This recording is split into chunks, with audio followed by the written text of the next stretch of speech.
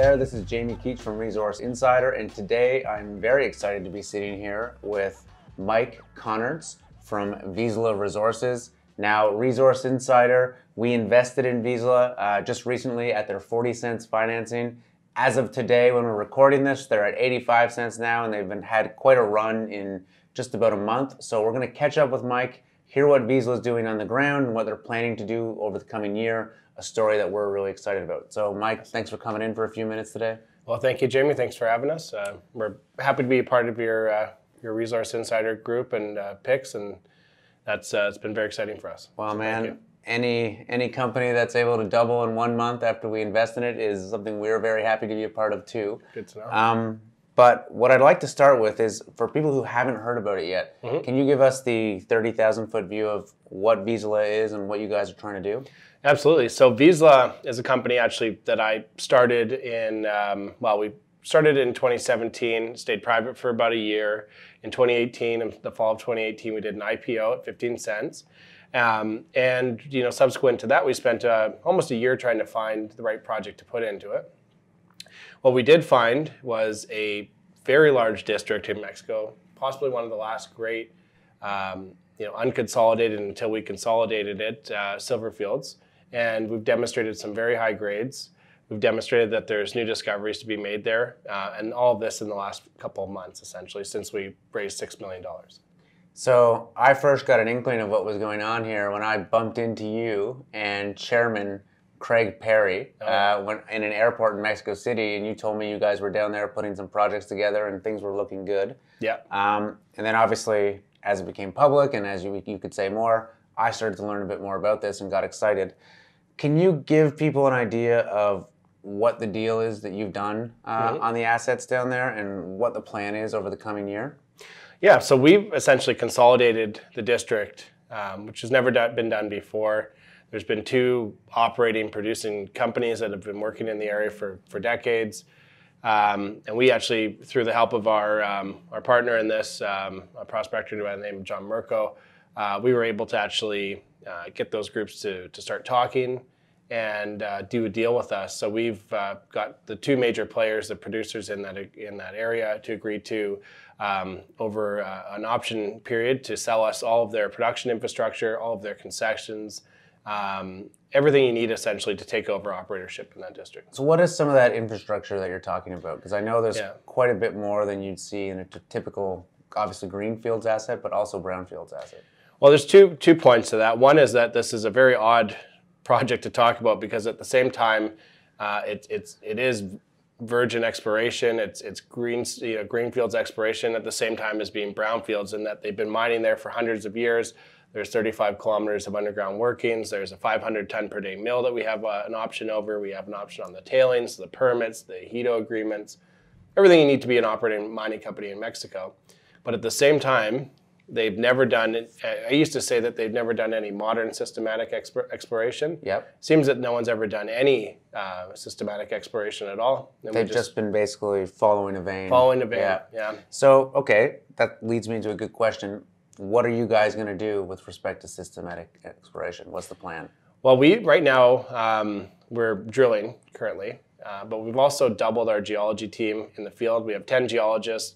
We have a group of geologists and helpers that are going out, mapping, sampling, prospecting on all the known veins and adits in the district. And it's a big district. It's 15 kilometers by 8 kilometers. But even more impressive than that is it's about 75 kilometers of total cumulative vein strike. And that's only what's been known about through outcropping veins at the surface. So when you look at that as our VPX Charles Funk looks at that, I think anyone could be maybe overwhelmed with the amount of opportunity there. But so what we're doing right now is mapping, sampling, and prioritizing the drill targets. So you guys have a 2-year option, if I'm right on that, on the land package. What are you hoping to have achieved in the next 2 years? If people are coming in now, if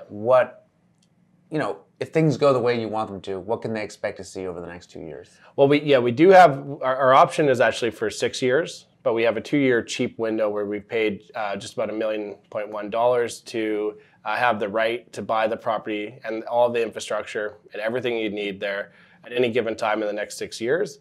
But we have the first 2 years is kind of a due diligence period where we have this cheap option to explore. And then you start making payments. Then we start making increasing payments. But in the first 2 years, the first year is going to be dedicated to drill target prioritization and discovery drilling. So we are going to be one of Mexico's most aggressive, if not Mexico's most aggressive junior explorer this year. We announced that we'll be doing 14,500 meters of drilling. And that's not resource drilling, that's discovery drilling on all of the 20 plus prospects that we're finding in the field. That's going to be putting 1 or 2 holes into each prospect.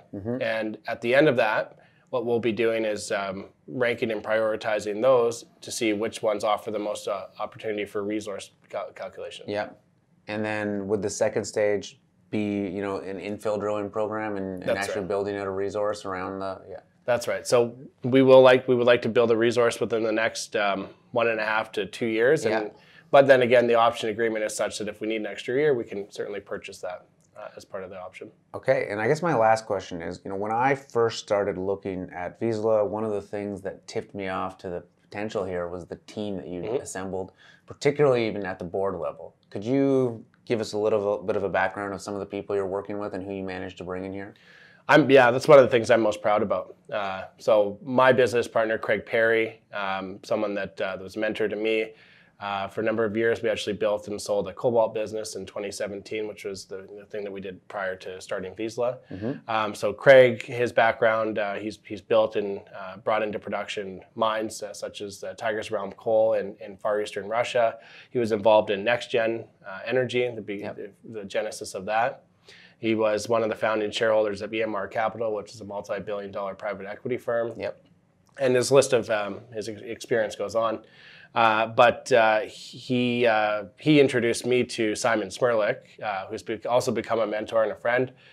He is the chief operating officer of Ausenco Engineering, which is, I'd like to say it's the best mine builder engineering firm in the world, in my opinion.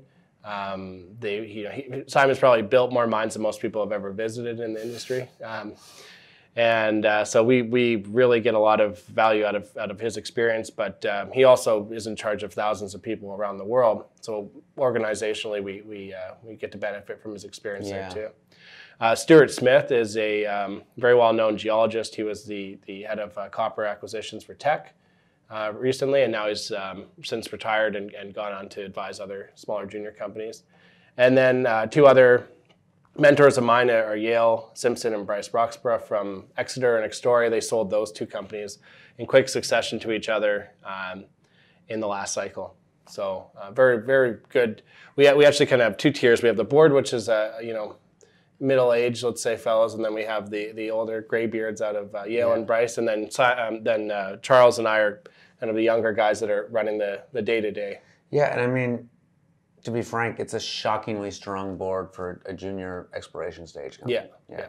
All right. Well, thank you very much for coming in today, and I appreciate you giving us a bit more information, and I look forward to following the story going forward. Thank you, Jamie. Appreciate it. Cheers. Cheers.